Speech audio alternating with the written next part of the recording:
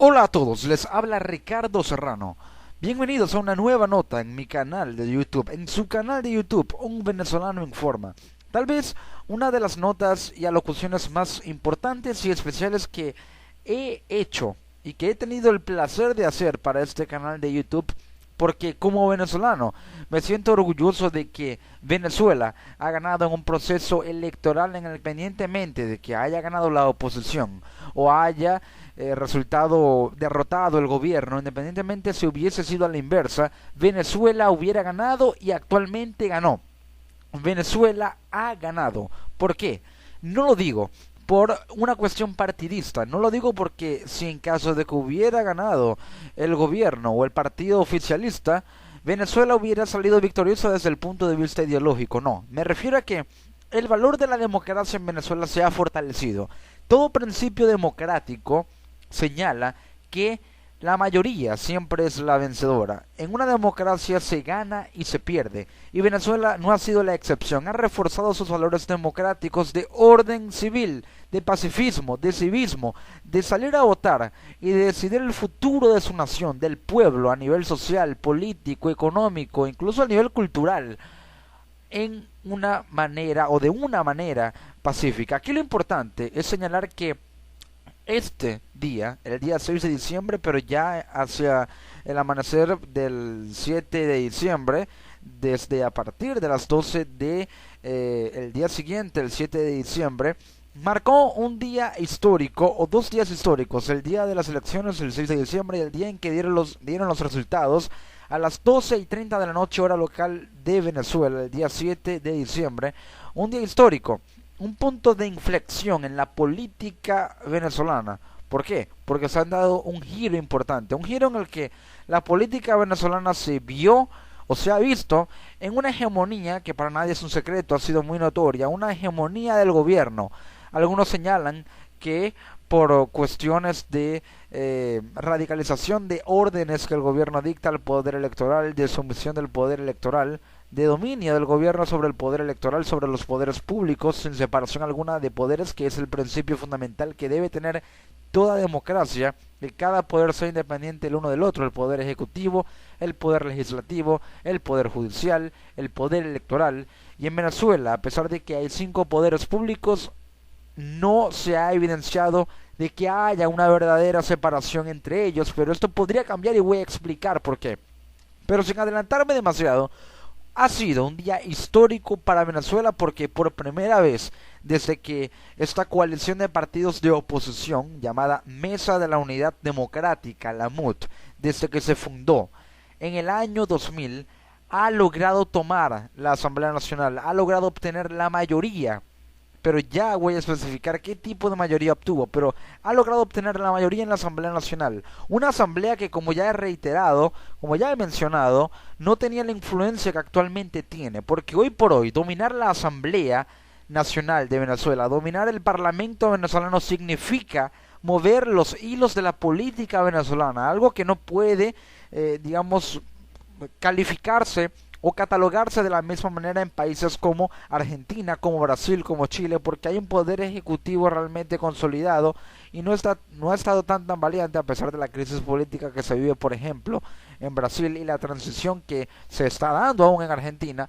No son gobiernos ni poderes ejecutivos tan valientes como el gobierno y el poder ejecutivo venezolano, debido a la crisis y a la inestabilidad política ocasionada por la crisis económica, que genera un descontento social que aumenta la ingobernabilidad. Es decir, al gobierno le cuesta mucho más gobernar con un pueblo que está realmente descontento y, según la opinión de muchos venezolanos en la calle, decepcionado de la administración actual del gobierno. Entonces, partiendo desde ese punto de vista, allí ya había una intención de voto a favor de un factor de la política venezolana y había una especie de voto castigo para otro factor de la política venezolana. Me refiero a que había la intención de voto para la oposición y el voto castigo porque sí, hubo una gran cantidad de aquellos que se catalogan como chavistas, como oficialistas, hubo personas, hubo adeptos al gobierno que decidieron votar por la oposición. Algunos se abstuvieron, hubo abstención, eso también hay que señalarlo, pero también hubo quienes votaron en contra del gobierno, que eran adeptos al gobierno y lo hicieron por la oposición como una especie de voto castigo. La intención de voto se inclinó a favor de la oposición, la balanza se desequilibró y cayó a favor de la oposición. Ese es el factor primordial y el motivo principal para entender por qué ganó la oposición en Venezuela, obteniendo un resultado de 99 para el momento del anuncio de los resultados a las 12:30 de la noche, 12:30, 12:40 aproximadamente, hora local venezolana, del día 7 de diciembre del presente año.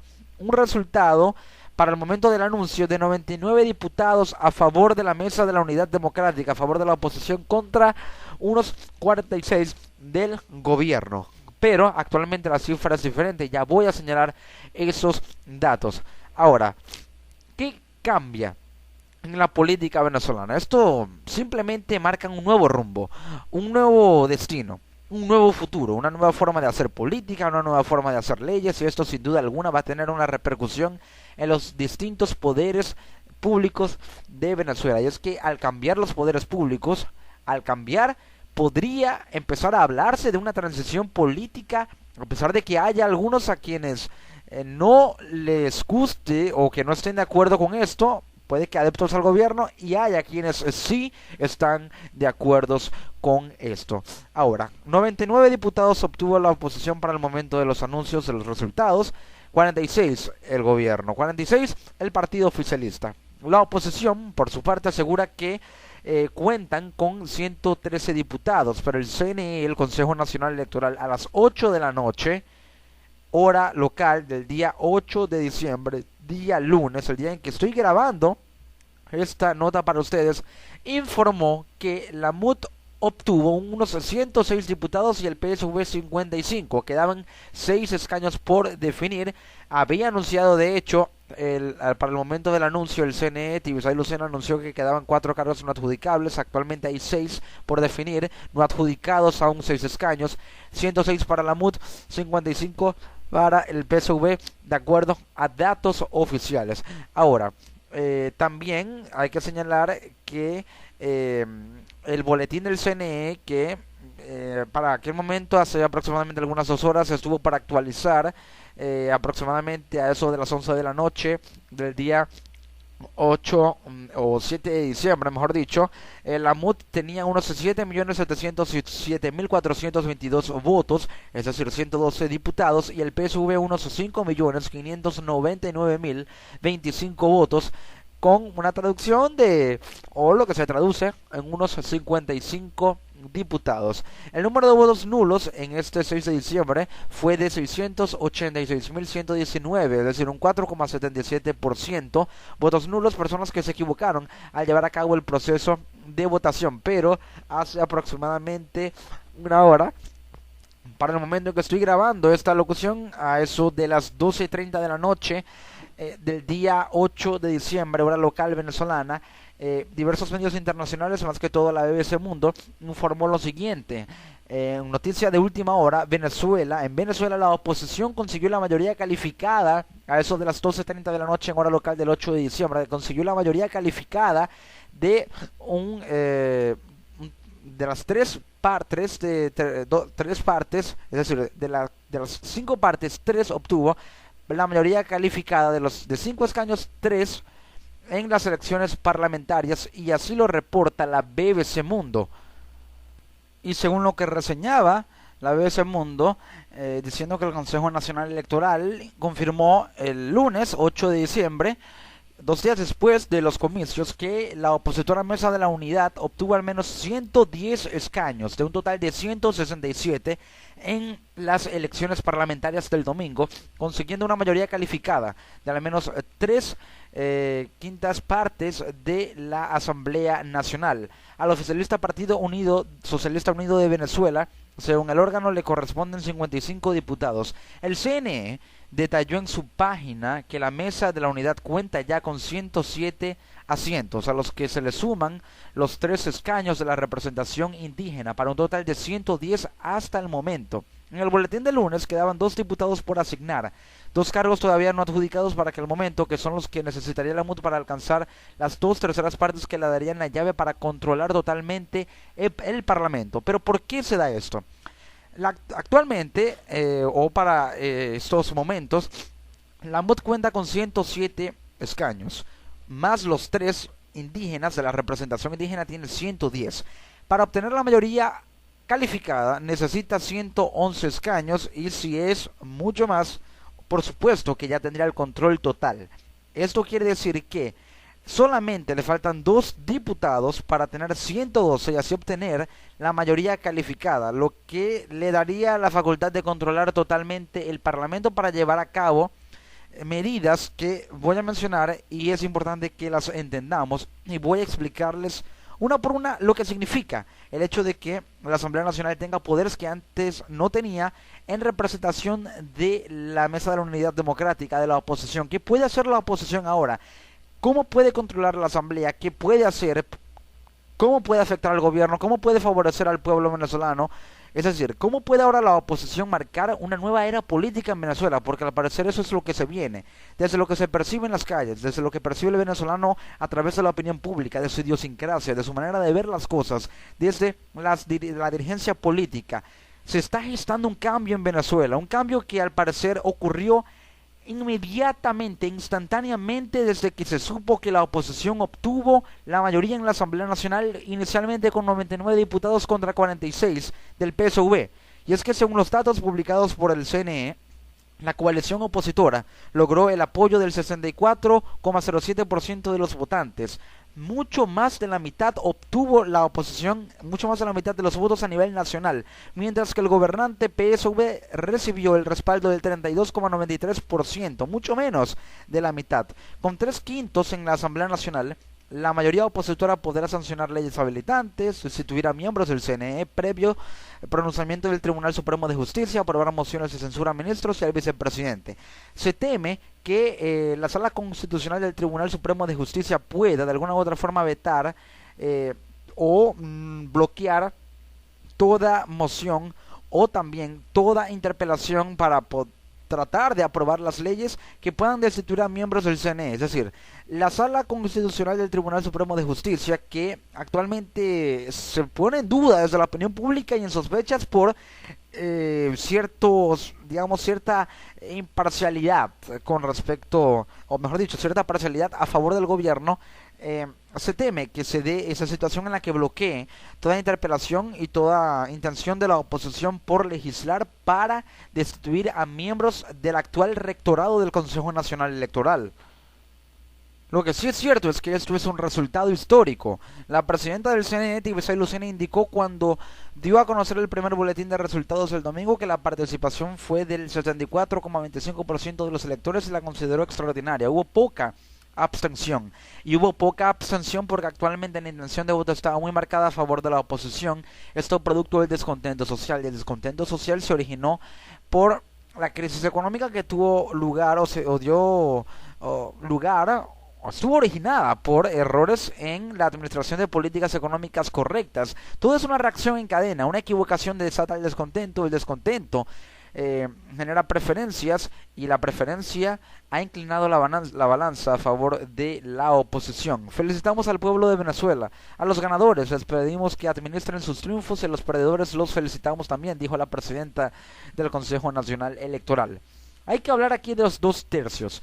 Si la oposición alcanzara los 2/3, es decir, 112 diputados, podría además revisar tratados internacionales como Petrocaribe, intervenir leyes orgánicas como el control de precios y cambios, y promover una reforma constitucional o una asamblea constituyente y retirar las cúpulas del Tribunal Supremo de Justicia. ¿Qué significa? ¿O qué podría significar el hecho de que la oposición pueda tomar cartas en el asunto con respecto a cada uno de estos puntos que estoy mencionando? ¿Qué puede hacer la oposición y dependiendo de qué mayoría obtenga oficialmente, para de esa forma dominar el Parlamento con cierto grado de intensidad? Estos son los poderes que tendrá la oposición venezolana en el Parlamento. Si obtiene la mayoría simple, que es 84 diputados, ya sabemos que no tiene la simple porque tiene más de 84 diputados, pero con la mayoría simple puede designar autoridades del Parlamento, puede aprobar la ley de amnistía para los presos políticos y aprobar leyes ordinarias. Ya tiene esas facultades porque obviamente sobrepasó a la mayoría simple. Con respecto a la designación de autoridades del Parlamento, la oposición podría aplicar la estrategia de realizar una especie de enroque en todo el Parlamento, de que las autoridades del Parlamento sean, obviamente, de la cúpula opositora, pero designando estas progresivamente mientras se sustituye progresivamente las que ya están. Con respecto a la aprobación de la ley de amnistía, introducirla implicaría la liberación de presos políticos como Leopoldo López, Antonio Ledesma, Daniel Ceballos, Manuel Rosales y también estudiantes encarcelados por haber sido víctimas de, según denuncian, violaciones de derechos humanos, también vejaciones, malos tratos por parte de cuerpos de seguridad, represión, cuerpos de seguridad de el Estado. Y con respecto a la aprobación de leyes ordinarias, esto ya es una facultad que tiene de por sí. Con la mayoría calificada, que son 3/5 de los escaños, ya de 0 a 100 diputados, o 100 diputados, mejor dicho, podría aplicar el voto de censura al vicepresidente o ministros. Y el voto de censura serviría para que no tengan poder de intervención y tampoco poder de realizar alguna moción dentro del Parlamento. Eso implicaría que no tendrían, como se dice coloquialmente en Venezuela, ni voz ni voto dentro del Parlamento, y esto favorecería el condicionamiento que la oposición le daría a la Asamblea para aprobar leyes de una manera segura, rápida y sin oposición alguna y sin veto alguno, porque no se contempla un veto dentro de la Asamblea Nacional. Y también podría utilizar la aprobación de la ley habilitante para el presidente. En todo caso, el presidente obviamente ya no será el que estaba o que actualmente está, porque sigue poseyendo el cargo, quien es Diosdado Cabello, pero se habla de que pudiera designarse como presidente al dirigente de Acción Democrática Henry Ramos Alup y también, mejor dicho, al dirigente de Primera Justicia Julio Borges, pero el presidente de la Asamblea Nacional es elegido por los diputados del Parlamento. De alguna u otra forma será un presidente del Parlamento, será opositor, y con las 2/3 partes, que son 111 diputados, le faltan 2 para obtener 112, también es mayoría calificada, podría impulsar una asamblea constituyente. Esto implicaría reformas constitucionales, enmiendas constitucionales, cambiar leyes de la Constitución, y lo que más se contempla y es la estrategia principal de la oposición, que es la convocatoria a un referendo o un referéndum revocatorio sin necesidad de firmas ciudadanas. Al impulsar una asamblea constituyente podría crear enmiendas para de alguna u otra forma adelantar el referéndum, pero dado que el presidente actual de la República, Nicolás Maduro, va a cumplir o cumpliría 3 años en el poder en abril del 2016, ya constitucionalmente sería el periodo de tiempo necesario para que se le pudiera convocar o aplicar un referéndum revocatorio sin necesidad de firmas ciudadanas. No tendrían que salir a recoger firmas de los venezolanos para convocar el referéndum, simplemente lo convocarían, se llevaría a cabo y allí estaría la estrategia en destituir al presidente por vías constitucionales, sin vías no constitucionales y tampoco por vías de presión política, que ya implicaría el uso de la fuerza e intervención, lo que daría lugar a un golpe de Estado. Eso quiere decir que destituir al presidente por vías constitucionales es legal, y un referéndum revocatorio es un escenario que podría considerarse muy potencial en Venezuela para el año siguiente. No estoy diciendo que vaya a ocurrir, es una posibilidad muy latente, muy potencial.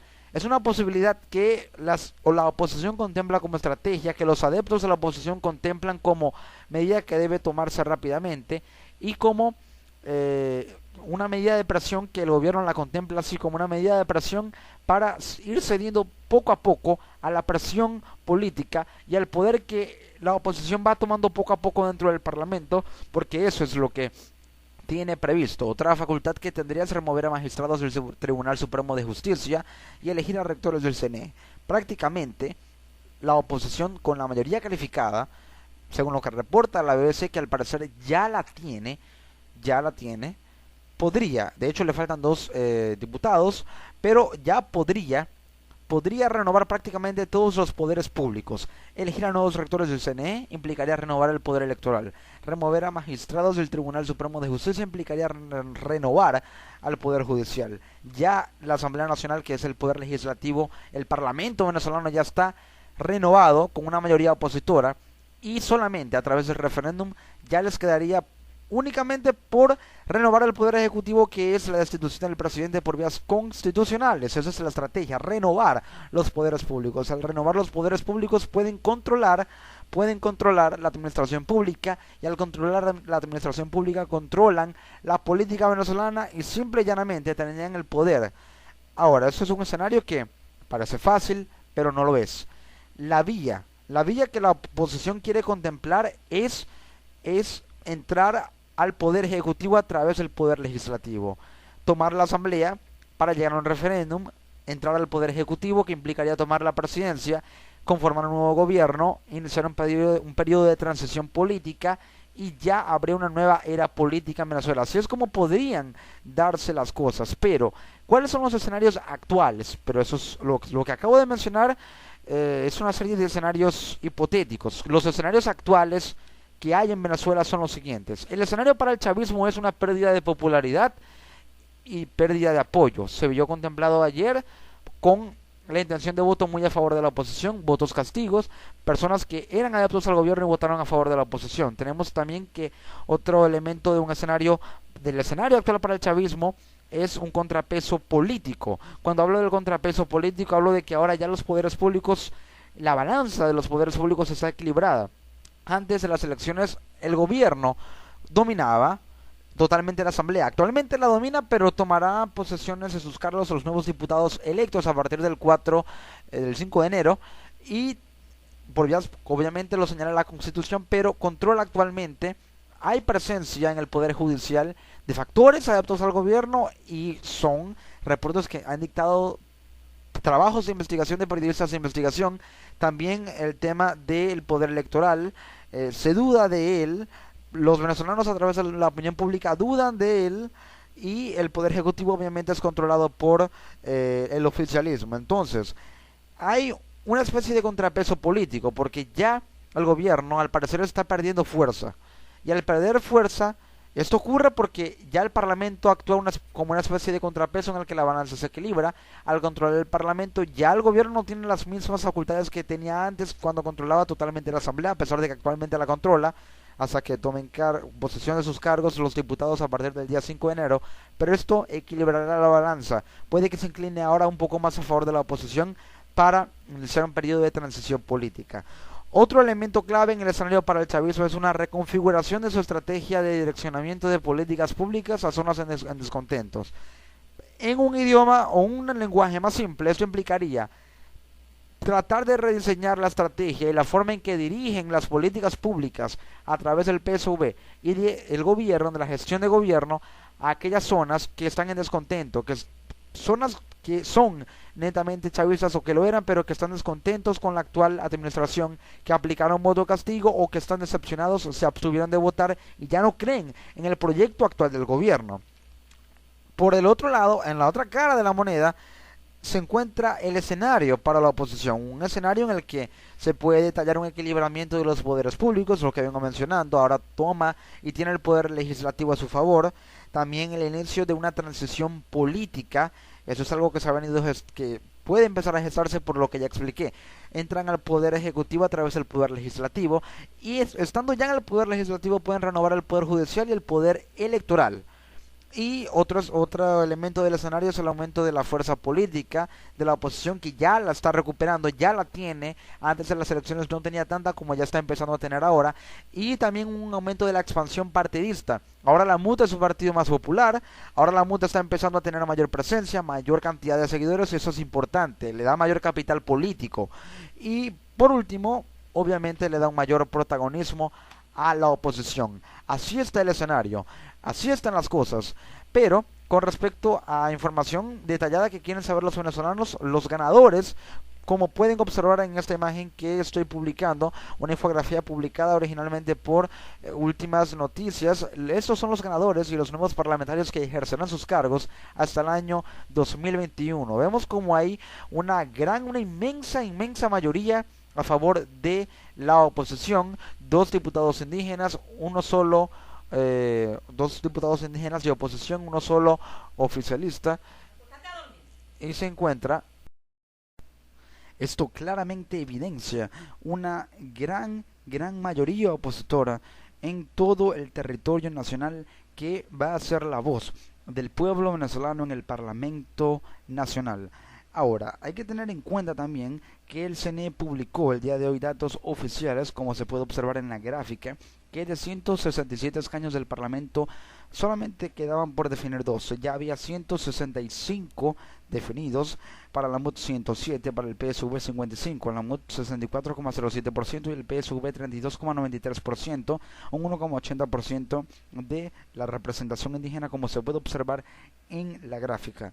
Ahora, también las facultades que tendría la oposición venezolana a través de su control en el Parlamento, como lo había mencionado, es revisar tratados internacionales. Esto implicaría, como por ejemplo el de Petrocaribe, reorientar las relaciones internacionales ya no tanto hacia una política de subsidios petrolera como Petrocaribe, también intervenir leyes orgánicas. De hecho, el presidente actual de la República, Nicolás Maduro, denunció que Fede Cámaras le pidió al gobierno, o mejor dicho, a la oposición, que derogue leyes como la ley del control de precios, la ley también del control de cambio, promover una reforma constitucional. Es decir, la derogación de la ley de precios implicaría que la política de subsidios se reduciría hasta un punto en el que ya podría haber libertad de mercado, pero esto tendría un impacto en el poder adquisitivo y esto debe ser contrarrestado con un aumento en la producción. Y con respecto a las reformas constitucionales implicaría cambiar las leyes. Así están las cosas en Venezuela. Estos son los datos. Actualmente lo que había publicado el CNE era 107 diputados y 55 del PSV, pero ya, según se informó aproximadamente a las 12:30 del 8 de diciembre hora local, ya la oposición tendría con